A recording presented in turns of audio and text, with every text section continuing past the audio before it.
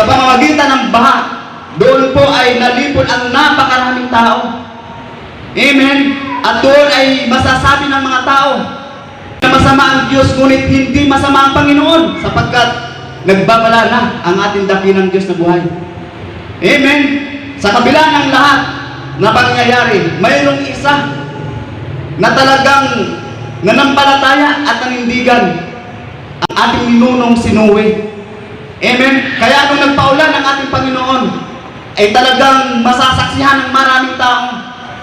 Amen? Ang araw na yun ay talagang mainit na panahon at hindi pa panahon ng tag-ulan.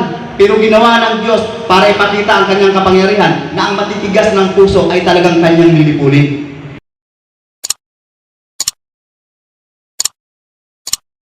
Sige po, tayo pong lahat ay makaupo na. Uli po ay ang himala at pagpapala at kapayapaan po ay sumainyo pong lahat.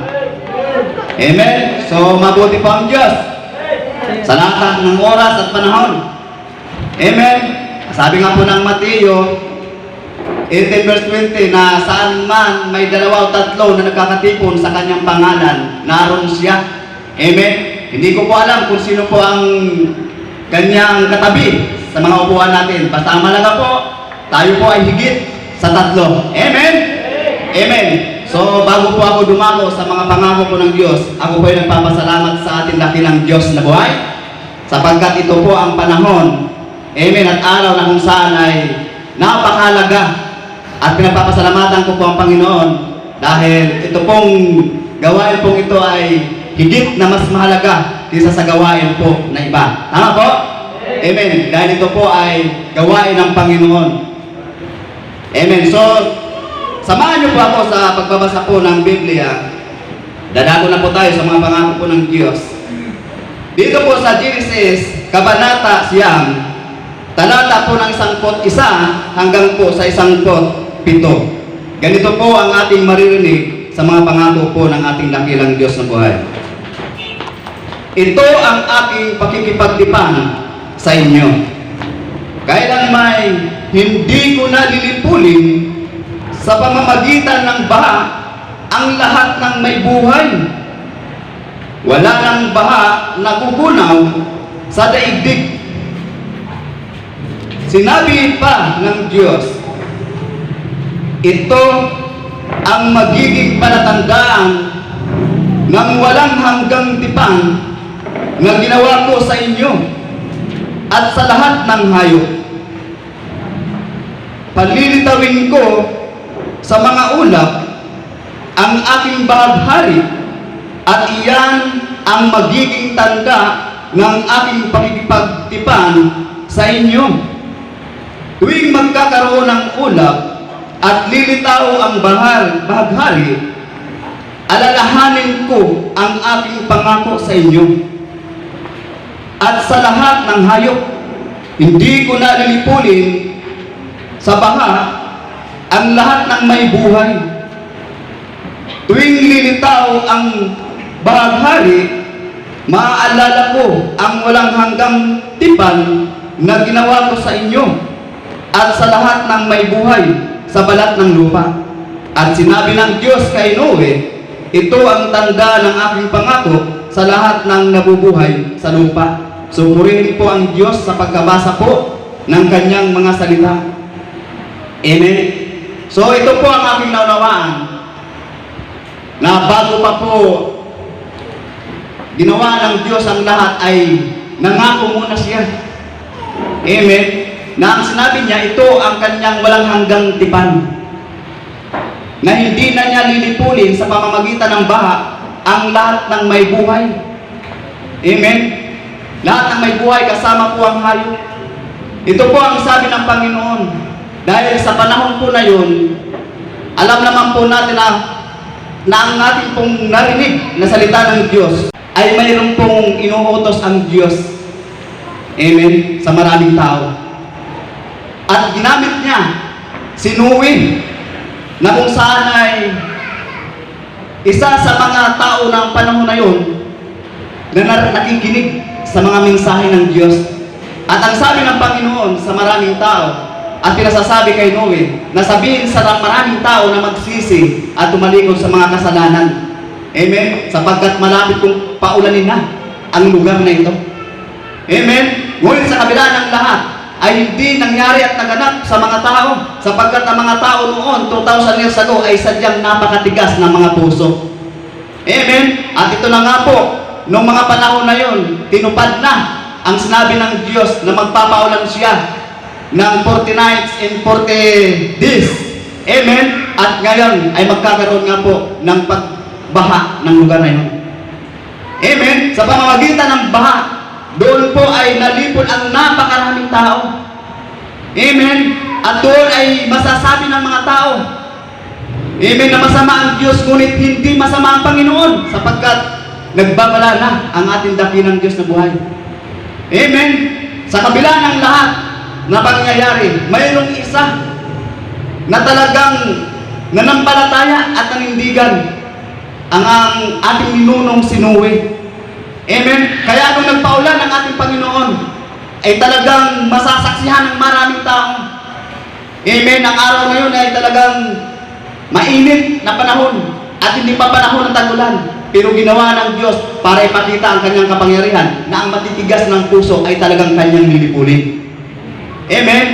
At gagawin niya yun hanggang ngayon sa paglipol. Pero ang pangako ng Diyos, hindi na niya lilipulin ang maraming tao sa pamamagitan ng baha. Tama po? Brother Sunny, sa iba't ibang lugar ay laganap ang pagkamatay ng maraming tao sa pamamagitan ng tubig. Pero ang pangako ng Diyos, hindi na niya lilipulin sa pamamagitan ng baha ang mga nakikinig sa kanyang mga salita. Amen? Kasi ang Diyos po ay mabuti. Amen, sa mga taong mabuti at sumusunod sa kanyang ibig at nais. Ang sabi ng Panginoon, hindi na niya lilipulin sa pamamagitan ng tubig ang maraming tao. Yan po ang pinapangako ng Diyos. Tingnan niyo po. Amen. Sa kabila ng lahat na katigasan ng maraming tao, sa pagsuway ng kanyang mga utos, pero ang Panginoon, makikita mo ang kanyang kabutihan. Hanggang ngayon, nakahinga ka pa rin. Amen. Hanggang ngayon, nararanasan mo pa rin ang kabutihan ng Panginoon.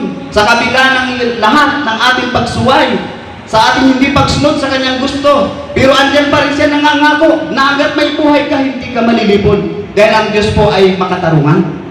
Amen po. Ang sabi niya, hindi ko na lilipulin ang maraming tao sa pamamagitan ng tubig. Kapag nakita natin na may ulap, amen, at lilitaw na po yung paghari, tandaan po natin mga kapatid ko, yan po ay tanda ng pangako ng Diyos na hindi na niya lilipulin ang maraming tao sa pamamagitan ng tubig. Alam niyo po mga kapatid ko, hindi lang po tubig. Amen? Ang gusto ng Diyos na hindi po tayo ay malipol sa pamamagitan ng tubig, maging sa mga problema at pagsubok. Alam naman po natin na binabaha tayo ng problema.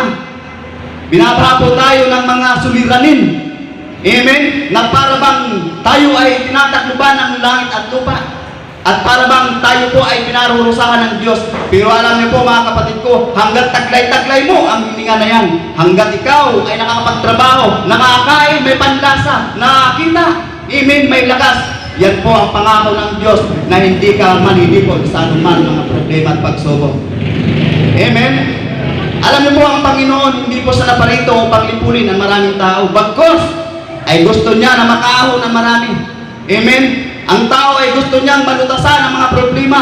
Ang problema lamang sa maraming tao, hindi po siya lumalapit sa Panginoon. Bagkos ay ang kanyang sarili, ang kanyang inaasahan. Mali po na mapangangatwiran. Amen? Paano po natin mararanasan ang pangako ng Diyos gayong hindi naman tayo sumusunod sa kanyang kalooban? Alam niyo po, sa kabila ng lahat ng ating pagsuway, andoon pa rin, ipinadarama niya ang kanyang pagmamahal. Dahil po ang Diyos ay mabuti, mapagmahal. Amen? Ganun po ang Diyos, nawa ay patuloy nating maunawaan ang kanyang pagmamahal. Hindi po ito kagaya ng pagmamahal ng tao, pagmamahal ng amo, pagmamahal ng maraming iba. Iba ang pagmamahal ng Diyos dahil hanggat ikaw ay nabubuhay, hanggat ikaw ay may lakas, hanggat ikaw ay lumalakbay, hanggat ikaw ay nasa papawid, nasa karagatan, nasa kalsada. Tandaan niyo po mga kapatid ko, hindi ka pa nalipol ng Diyos dahil mahal ka ng Panginoon. Andun po ang kanyang gabay, pag-iingat, sa pag-alis mo ng bahay hanggang sa pagbalik mo ng iyong tahanan dahil ang Diyos po yung mabuti. Amen? Ang sabi ng Panginoon, hindi ko na kayo lilipunin sa pamamagitan ng tubig. Hindi ko kayo lilipunin sa pamamagitan ng mga problema, mga pagsubok at suliranin na mayroon tayo. Amen? Dahil ang Diyos po ay patuloy ang kanyang kabutihan, ang kanyang kahabagan. Lagi niyang inaalala ang kanyang pangako. Yun na nga lang po. Kailangan po natin sumunod sa kanyang kalooban upang hindi natin maranasan ang baha ng problema at pagsubok. Brother Sunny, sumusunod ako sa Panginoon, nagbabasa ako ng Biblia, nananalangin ako. Lagi akong sumasamba. Amen? Tama naman po yun, mga kapatid ko, tama po yun. Pero bakit dumadanas pa rin ako ng mga ganito? Bigat sa buhay, problema ng pamilya, walang trabaho, galit sila. Bakit nararanasan ko ito? Gayong ako ay naglilingkod naman sa iyo. Alam niyo po mga kapatid ko, hindi po malaking katanungan yan. Amen? Dahil ang dapat nating unawain at dapat nating alamin na ang lahat ng ating nararanasan, isa lamang ang sagot. Amen? Ang paglapit sa ating dakilang Diyos na buhay. Dahil siya ang sumusolusyon ng lahat ng problema at pagsubok dahil hindi po natin kaya ang lahat ng iyan. Amen? Dahil ang Diyos po ay mabuti, dapat natin siyang lapitan kung tayo po may problema at pagsubok upang hindi natin maranasan ang mga pagsubok o bagamat tayo ay nakakaranas ng mga pagsubok, hindi natin mararanasan na tayo ay malugmok sa pamamagitan ng pagsubok. Amen? Kundi sa pamamagitan ng ating pong pagsunod sa ating Panginoon, mararanasan natin at maalala natin ang sinasabi ng Panginoon na si Noe ay hindi po nalipol sa pamamagitan po ng tubig sapagkat siya ay sumampalataya. Kung gayong nalalaman mo ang salita nito, sabihin mo rin sa sarili mo, hindi ako malilipol sa mga problema at pagsubok dahil ako'y nagtitiwala sa ating dakilang Diyos na buhay. Palakpakan po natin ang ating Diyos. Yan po mga kapatid ko, dapat po natin malaman na wala po tayong ibang gagawin, may problema at may pagsubok, binabagsak tayo ng ating mga kapwa. Amen, ano ang sinasabi sa atin, inuusig man tayo. Amen, pinararatangan tayo ng tawang kasinungalingan. Ano ba ang sasabihin nila? Basta ikaw, malinis ang puso mo, naglilingkod ka sa Diyos, isipin mo na ikaw ay bubuhay ng Panginoon sa takdang panahon. Amen? Yan po lamang ang sinasabing Panginoon. Ang kanyang pangako, hindi na niya lilipulin sa pamamagitan ng baha, tubig, ang maraming tao. Ang ating gagawin, sumampalataya lamang tayo at sumunod sa kanyang ibig at nais. Dahil ang gusto ng Panginoon, tayo po'y maligtas. Yun po lamang. Amen. So, yun na po ang pangako ng Diyos. Nawa, ipatuloy po natin maunawaan. No? Gawin po natin ang gusto ng Diyos. Mahirap ka man, mayaman ka man, may pinag-aaralan ka man, o wala. Kapag ikaw ay nagtitiwala sa Diyos, hindi ka malilipol. Dahil yan po ang gusto ng Diyos na maranasan mo. Mabubuhay ka magpakailanman. Ibibigay ko na po ang susunod na gawain po, yung tithes and offering. Sige po, si Ate Arlene na po, bahalang paliwanag roon. Sige po, salamat po sa Diyos.